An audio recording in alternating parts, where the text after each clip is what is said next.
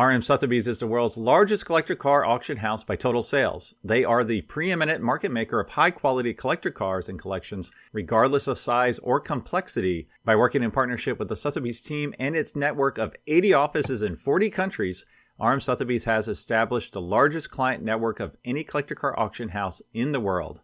Join the RM Sotheby's family by connecting with one of their car specialists at rmsotheby's.com or contact me directly at GStanley at rmsotheby's.com.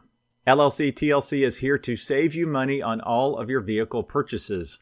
LLC TLC will permanently register your classic cars in Montana to avoid any annual renewal fees. As your registered agent, they will handle everything for you so you never have to step foot in Montana. And as a listener of this podcast, LLC TLC is offering 30% off your entire package. Simply go to llctlc.com/classic or mention this podcast when you contact LLC TLC directly.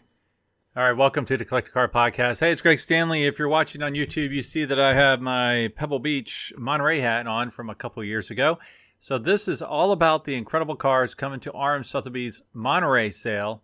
Now, this is pretty unique because I tried to name this a certain way. There's supercars, but then there's mega cars that aren't really supercars, but they're kind of a step beyond. So this episode is called the Super Mega Cars coming to RM Sotheby's Monterey sale. Now, for next week, I have another Monterey episode coming up, but this one's going to be across all the auction houses, all the major events, and I'm going to try to pick the 10 cars you have to see when you're in Monterey.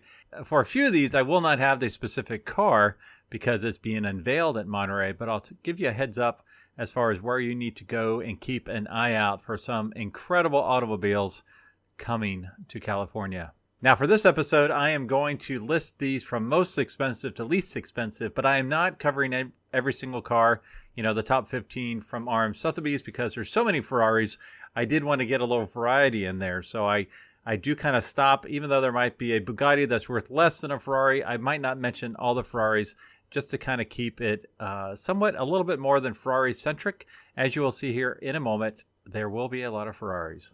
Okay, just for your review, Wednesday, August the 14th is the preview at RM Sotheby's, 10 a.m. until 7 p.m. Thursday, preview from 10 a.m. till 4 p.m., and then the auction kicks off at 5:30. There's quite a collection, private collection, no reserve, Thursday night on August the 15th. Friday the 16th, again, preview from 10 a.m. till 4 p.m. Auction kicks off at 5 p.m. And Saturday is the same as well. So great schedule coming up in Monterey. Now, our first car is the big car of this entire auction. It's a 1960 Ferrari 250 GT short wheelbase California Spider. Estimate is $16 to $18 million. It is absolutely stunningly beautiful. This is my dream car. If I had all the money in the world, I would have one of these. Now, I don't know if I would have the short wheelbase or the long wheelbase. I've never sat in one, but the folks that have, with the seat not being able to be adjusted whatsoever, it gets kind of tight in there. So while the short wheelbase is the most beautiful one, I would probably prefer the long wheelbase. Now, this is the finest, most important 250 GT short wheelbase California Spider available. It was the very first one ever built, the car that Ferrari chose to showcase at the 1960 Geneva Motor Show. So very, very cool.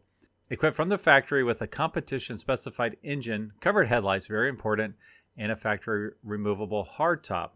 Now, it is in its original colors, long-term ownership, never offered publicly for sale. Now, I do want to give you a little history as far as these cars and this one in particular. Now, Ferrari achieved tremendous things with the 250 GT in the early 1950s, finding remarkable success in sports car competition with the long wheelbase Tour de France and 250 TR models. As was frequently the case in this era, the push to do even better came from abroad, specifically from John von Neumann. You'll hear the name again here in a little bit. The California-based importer who had become a regular distributor for Ferrari sales on the West Coast. Von Neumann proposed the idea for a true race and road car, an open Ferrari that could be driven to the track, raced in, and then driven home. Official Ferrari importer Luigi Chinetti supported the idea, and soon the California Spider appeared with open coachwork designed and built by the legendary Sergio Scaglietti. Sorry about that. On the Tour de France Berlinetta's chassis, like his New York contemporary Max Hoffman, von Neumann had an eye for what American sportsmen wanted. He was one, after all, and the early California Spiders made a splash in GT competition, taking a class win at Sebring in 1959 and finishing 5th overall at Le Mans just a few months later. So stunningly beautiful car. And if you've listened to this podcast before, you'll know that I don't always do the catalog description, but R. Sotheby's has some tremendous writers, and I feel like it's a disservice not to take advantage of such wonderful writing skills as they describe these cars. So for a few of these, I am going to give a little bit more of an overview based on the historic significance of the car, as well as what a great job our writers do. All right, let's see. Next is another Ferrari, as you can imagine, a 1955 Ferrari 410 Sports Spider. Now this one, the estimate is in excess of $15 million. Now if you're watching online, this is a stunningly beautiful red Ferrari with a huge hood scoop. It's red with a white and blue stripe down the center. Absolutely stunning. Unique one-off sports racing special, the prototype for the iconic 410 Sports Scuderia Ferrari works car. So this was the prototype. Driven by the legendary Carroll Shelby, and there's some incredible period photographs here, to overall victory at the 1956 Palm Springs Road Races. The last racing Ferrari acquired by the luminary Tony Paravano. He was a big 1950 Southern California sports racer. A tailor-made example with exquisite one-off spider coach work by the masterful Sergio Scaglietti. Retains original matching numbers engine. Only 4 connoisseur owners in the last 53 years, including a prior 37 period of single-owner care in one of the foremost Ferrari collections in America. It is just one of the most beautiful cars. I can't wait to see this car in person in Monterey. If you've never been to R.M. Sotheby's auction, you should definitely check it out because it is one of the best concours show fields you will ever see. It just happens to be for an auction. It's just amazing the cars that they get. All right, next is another Ferrari, again red. Now this one has the number 211 on the side. It looks very much like our last one. This is a 1957 Ferrari 625 TRC Spider. Estimate on this one is $9 to $11 million. One of only 2 examples factory equipped with the larger 2.5 liter engine, the ultimate version of the early Testarossas. Widely considered one of the most beautiful body designs ever created, originally owned and driven in competition by the highly influential Ferrari distributor and racing legend John von Neumann. See, I told you we would talk about him again. Achieved 21 top 3 finishes, including 10 overall or class victories among over 40 period races. A true icon of the California racing scene with a famous original livery, currently fitted with a roaring 3-liter Colombo short block V12 engine, accompanied by its original matching numbers 625 specification engine. So that's really important. You can actually go out and enjoy this car. Well-known ownership history, including a 30-year period of fastidious single-owner care. Documented with period photos, copies of letters, and excerpts from Cavallino magazine, including a feature article by respected motoring author Michael Lynch. An impossibly rare, exquisitely shaped, and powerfully specified touchstone of sports cars' most glorious epoch. Wow, very, very cool. One of our car specialists is driving it in these pictures. Actually, a couple of them. Wait a second. I should have been out there in California when they filmed this sucker. This would have been a lot of fun to drive around. All right, next is a car you will not test drive, a 2002 Ferrari Formula One race car. Now, the estimate on this one's $8 to $10 million. One of only approximately 12 World Championship winning Ferrari chassis with at least 1 win and at least 2 podium finishes by Michael Schumacher. One of only approximately 30 Ferrari Formula One chassis with a Michael Schumacher victory. Achieved victory at the 2002 Australian Grand Prix and 3rd at the 2002 Malaysian Grand Prix. 100% record of podium finishes during its competition career. Qualified in pole position for the Malaysian Grand Prix, scoring Ferrari's milestone 150th Formula One pole position. One of the most beautiful designs of modern Formula One, a true sculptural masterpiece, a pinnacle example of a car that defined an era Michael Schumacher's World Championship ran at Ferrari, and the cars he drove to victory are positioned to become the most important automotive pieces of a generation. I can't argue with that. I think the Lewis Hamilton, because he is active and he, is right up there, if not beyond Michael Schumacher, probably command a little bit more. But Schumacher's the guy I followed for so many years, and it's so cool to see his race cars in person. All right, next we do have another Ferrari, and if you're watching online, it looks a lot like our first Ferrari. That was, I forgot the number, but it was like $15-18 million. This one's a bargain, $6 to $7 million. Now this one is a little bit different. This is a 1960 Ferrari 400 Super America short wheelbase cabriolet. The third of 7 short wheelbase 400 Super America cabriolets, fully restored to Concours standards by U.S.-based Ferrari specialist Classic Coach and Greg Jones. I've actually judged with Greg Jones. How about that? Now, if you've never met Greg, you'll know Greg when you see him because most of the time he has a parrot on his shoulder. He travels everywhere with his little parrot. Super sweet little bird. If you don't see the parrot on his shoulder, check out to see if he has a bulge around his waist. Sometimes it's hanging on his belt underneath his shirt. He's a really funny guy with a really cool little bird. All right, now this one is formerly of the Oscar Davis collection, seldom shown since its most recent restoration, an exciting Concours opportunity. Now, it is an interesting color. Let's see. It is in a striking factory-correct one-off combination. I'm not going to get this correct. In the U.S., you would say dark metallic green over dark red, but in Italian, it is verde bottiglia over rosso. So very, very cool, striking colors. All right, next we're staying Italian, but we're moving away from the Ferraris. Now this is one I do want to get a little bit more background on because it is such an important car. Now if you go back a number of episodes, you'll know that I picked the top 3 cars of all time. It was a McLaren F1, a Ferrari 250 GTO, and this car, an Alfa Romeo 8C. So this is a 1934 Alfa Romeo 8C 2300 Lungo Spider. Now, the estimate on this one is $4.5 to $6 million. Now, this one is by Eagle Coachworks, a highly respectable, pure example of the legendary 2.3-liter Alfa. Strikingly handsome coachwork fitted prior to delivery for London dealer Jack Barclay, never fully restored but always well kept, winner of numerous concourse awards, accompanied by a fascinating history file, including a copy of the original Buff logbook. I'm not quite sure what that means. Just stunning. It almost looks like a dark, dark blue, and it's just a stunning open-top cabriolet. Spider, sorry, not a cabriolet. All right, a little bit of information on the Alfa Romeo. Under the Alfa Romeo's 8C 2300 long snout was tucked an engine comprised of 2 4-cylinder blocks end-to-end with twin overhead camshafts and hemispherical combustion chambers. That's right, it has a Hemi. The 10 main bearing crankshaft was split in the middle with a pair of gears at its heart that drove the camshafts, a supercharger, oil and water pumps, and the generator, a marvelous symphony of complication that would delight the enthusiasts of Swiss watches. When properly set up, it was seamless in operation. An 8C 2300 was a superb driver's machine as witnessed by its impressive roster of victories in the great races of the world during the 1930s, including 4 consecutive victories at Le Mans from 1931 to 1934.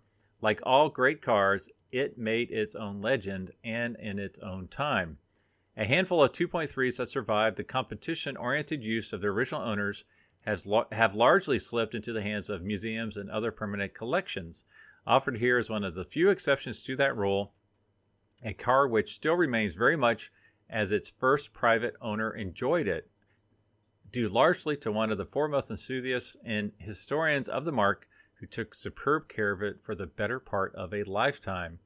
Really, really beautiful car. If you're watching online, Jake O'Gorman, one of our car specialists, is wheeling it pretty good. Looks like he's having a great time. I know he absolutely loved driving this incredible car. Now, there's also a 2900, and those are the ones that really bring the crazy, insane money. All right, next we're going to a Ferrari again, but this time it's a modern Ferrari, 1995 Ferrari F50. Now, when these came out, I did not care for the way they looked. I saw one going very fast down Georgia Highway 400 South, Georgia 400 South. and I just did not care for it. But I must say it has aged tremendously well. Love the wheels. I'm loving the front of it. One of the rare cars that actually got better with age. I would also put the EB110 Bugatti in that bucket as well. So the estimate on this one is $4.5 to $5 million. The 47th of 349 numbered examples built, so very few of these. One of 55 original U.S. delivery F50s. Outstanding overall condition, just under 9,000 miles at the time of cataloging. Platinum winner at Cavallino Classic in 2023. Ferrari Classic Case certified, accompanied by its original books. Yeah, this is really, really cool. I know the 288 GTO is actually rare. I want to say there were 249 of those. And it's interesting because there are a lot more F40s. I want to say around 1,900 F40s. And yet, all three are about the same price. But obviously, the F40's name is probably the biggest in the enthusiast world, because of its performance and the rawness of it. But I would imagine the F50 is probably more enjoyable to drive, and it is absolutely stunning. Okay, now it's time for both of us to learn something new. This next car is a 1932 Delage D8S Roadster. Now this estimate is $4 to $6 million. I bring this up because I am not that familiar with these cars at all. I'm going to make a guess that you are not either. Now, there probably is one or two of you that's all about it. If so, please let me know. This is a beautiful, big 1930s car, Roadster, and it looks like it could be a mob boss car. The convertible top is very, very low. Almost looks like it has a chopped top. Very, very cool. The Delage, during the classic era, France's premier automobile, offering a combination of superlative performance, exquisite engineering, and finely wrought beauty that was difficult to surpass.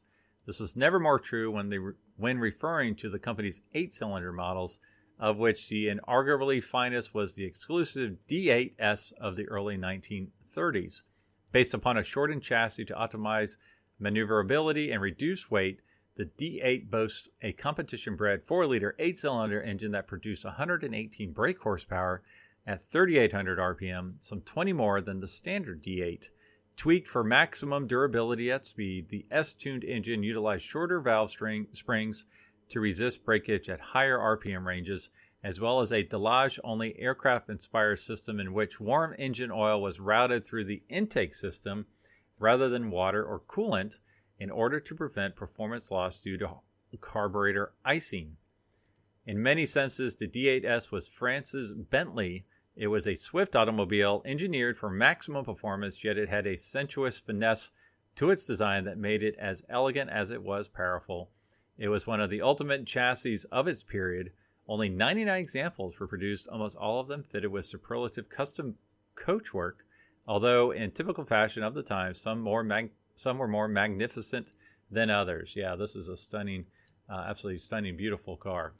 All right, next, believe it or not, we are sticking with the French, but quite a different car. This is a 2023 Bugatti Chiron Super Sport. Now, the estimate is $3.75 to $4.25 million. The beating heart of the Bugatti Chiron is an engine of almost unfathomable power. The 16-cylinder, 8-liter quad turbocharged W16 engine, so named because of the alignment of the four banks of the four cylinders each, first found fame in the company's groundbreaking Veyron. The earliest examples of the landmark hypercar coaxed just shy of 1,000 horsepower from the powertrain, and over time the engine was honed for further iterations of the model. When the Chiron arrived in 2016, the heavily revised engine produced a staggering 1,500 horsepower, some 296 horsepower more than the most powerful Veyron. The Chiron Supersport took things a step further, drawing from the phenomenal engine and advanced aerodynamics to become the fastest Bugatti ever made. The stage was set for Bugatti to reveal its special edition Supersport in 2019, by which point the Chiron had been produced for 3 years. The French marque continued to realize the performance potential of its hypercar, pushing boundaries beyond what many thought possible. Indeed, in September of 2019, Bugatti announced that a near-production version of a highly tuned Chiron had broken the 300-mile-per-hour barrier, a feat never before achieved by any road-going production car. The prototype topped out at 304.773 miles per hour with Bugatti test driver and former Le Mans winner Andy Wallace taking the wheel at Volkswagen's test track in Germany. This thing is pretty brutal. Pretty cool car. All right, next we're staying in Europe, but we're getting a lot smaller and a lot older. This is a 1955 Porsche 550 Spider by Wendler. Now, the estimate on this one, ironically, is about the same, $3.75 to $4.25 million. I think that is the same as the Bugatti. Now, Porsche's first purpose-built competition model, the 550 Spider, boasted a simple yet effective tubular chassis, torsion bar setup, and a patent 1,500 cubic centimeter 4-cam engine, soon to be known as the Carrera. With lightweight aluminum bodywork, the 550 tipped the scales at an utterly featherweight 550 kilograms, a little over 1,200 pounds. It was remarkably swift and nimble for its size and rapidly became the car to beat in the under 1,500cc class of most contemporary sports car events. By the end of 1954, class victories had been achieved in no lesser events than Le Mans, the Mille Miglia, and the Carrera Panamericana, not to mention numerous successes in national level events on both sides of the Atlantic. It was one of the great all-conquering sports cars of all time and cemented its legend early. Between 1953 and 1955, 90 examples of the Wendler-bodied 550 Spider customer cars were produced. Almost all of these cars enjoyed ownership by enthusiasts and teams that are still well remembered today.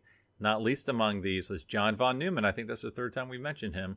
As important a name in the Porsche world in the United States as could possibly be envisioned. So this car was actually made for him to race. Yeah, I think it's like the third time we brought him up. That's kind of nuts.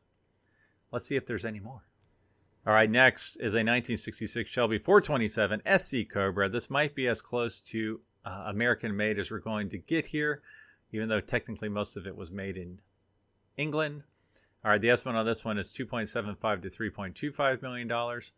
It was classic Carroll Shelby, a delightfully mad idea made even madder. Take the already ferocious 289 Cobra and quote-unquote upgrade it with a 427-inch cubic inch V8. Though Shelby intended to race the 427 Cobra, by the time FIA inspectors arrived at his facility, only 51 of the cars had been completed, and so he was adamantly denied their homologation approval. Shelby consequently painted and completed 29 competition chassis with fully trimmed interiors and shrewdly marketed them as the 427 S/C, or semi-competition, the fastest road-going car ever built, while retaining the oil cooler, riveted hood scoop, flared fenders, side exhaust, dual lightweight batteries, 42-gallon fuel tank, and external fuel filler to full competition models. Just as the Jaguar XKSS was a thinly veiled D-type race car, so too was the 427 SC Cobra, a barely disguised road-going variant of the 427 competition cars. They were insanely brutally quick, faster than many full-bore race cars of the period, and can be rightfully considered the ultimate street Cobra. Today, these special cars remain extremely sought-after stalwarts of the vintage racing communities in both Europe and America. Now, this is CSX 3036, offered for the first time in 25 years, of greatly enjoyed residence within one of America's finest collections of mid-century American sports and racing cars. CSX 3036 is among the most distinguished SC Cobras, remaining notably original with SAAC documented history since new, including prior ownership by Shelby Mark historian Ken Eber. CSX 3036 is a true prize worthy of all serious collectors wishing to secure a significant and eminently usable Cobra for their own stable. All right, we have 3 more to go. Now, this one I was not going to include initially, but then as I read about it, I'm like, you know what? I probably should include this one. It's a 1993 Ferrari 512 TR. Nothing super special there, but it is a Spider that was built by Pininfarina. Now, the estimate on this one is $2.7 to $3.5 million. One of only 2 512 TR conversions commissioned from Pininfarina by Ferrari, intended for the royal family of Brunei. Those Brunei folks, they really did a lot of weird customizations from Bentleys and Rolls Royces and Ferraris. This one actually looks really, really nice. The sole example finished in this stunning triple blue color combination, powered by its matching numbers 4.9-liter flat 12 engine and 5-speed gearbox. Now, it is right-hand drive, indicated fewer than 360 miles at the time of cataloging. Recently treated to $65,000 of cosmetic recommissioning by the 8-time Pebble Beach Concours winning team at RM Auto Restoration, refinished in its original color and fitted with a new convertible top. You know, if you're going to have a TR, a 512 TR, this would be the one to have. One of 2 ever made, one of 1 in great colors. I love blue. That's the color I want. This thing is pretty darn cool. All right, next, I do have a hypercar. Today's hypercar, 2014 McLaren P1. Now, I picked this one, honestly, for clicks, because this thing is nuts. It's like green on green on green, and I'm going to have it as the cover slide for this episode on YouTube. Anyways, super, super cool car. Estimates $1.95 to $2.35 million. Now, this is chassis number 2, the earliest P1 offered to the public. I did not know that until I pulled it up. Upgraded to full exposed carbon fiber body by McLaren Special Operations, features over $109,000 in options. Comprehensive maintenance records through McLaren retailers. Received a comprehensive $135,320 service in August of 2023, including new HDA, I don't know what that is, with clutch assembly, capable of 0 to 60 miles per hour in 2.7 seconds. 217 miles per hour top speed. Now, just if you're on YouTube, just look at this thing. This thing is really insane color combination here. The interior was really nuts. So, very, very cool car. If you like attention, this is the car for you. All right, and the last car we're going to talk about is another Ferrari, and ironically, it is green. So this is the 1991 Ferrari F40, also known as the Minty 40. Estimate is $1.9 to $2.5 million. Now, stay tuned here because I have some fun behind-the-scenes stuff when it comes to judging one of these cars. So the Minty 40 is a spectacular, utterly unique interpretation of the iconic F40. Finished in homage to chassis 3505 GT, the Verde Paldido Ferrari 250 GTO, famously built for Sterling Moss. You can Google that. It is the same exact color. European market example retaining its matching numbers, engine, and gearbox. Reproduced in exacting scale formed by amalgam, accompanied by an example of this limited production model. A truly one-of-a-kind supercar, sure to cause a sensation wherever it goes. So I bring up the color in Ferrari judging for a reason here. It's because when I judged down in Cavallino last year, there was a dark blue Ferrari in the parking lot. And while you're having cocktails ahead of time, I was just kind of asking, well, what do you do? Because all F40s were red, and as well as the 288 GTOs, they all came red. And the question was, well, how do you score that? Because exterior paint is 4 points. And some people were saying, well, it's the wrong color. They never had it in that color. You need to take off the full 4 points. Well, then you're out of a platinum, right out of the gate just because you changed the color. The rest of the car could be absolutely perfect. Now, this is only for 288 GTOs as well as F40s because all the other Ferraris, Ferrari would allow you to pick whatever color you wanted. It's just for those 2 models, they were all a version of red. And so, if it was an F50 and it was this color, there wouldn't be any points taken off as long as there was documentation that it was, it was paint to sample, to use a Porsche term, from the factory from when it was initially built. If you could prove it was this color, then that's fine. So I guess some people are like, well, no, you should take 2 points off because that way if everything else on the car is perfect, you can still go a Platino. Some people are like, you need to take 4 points off, but the response was, well, that's as if it has no paint. It obviously does have paint. Anyways, pretty interesting conversation with the Ferrari judges about F40s and 288 GTOs that are not the original color. Anywho. All right, so that is it for this episode of the Collector Car Podcast. As always, thanks for listening, thanks for watching, and I'll talk to all of you next week.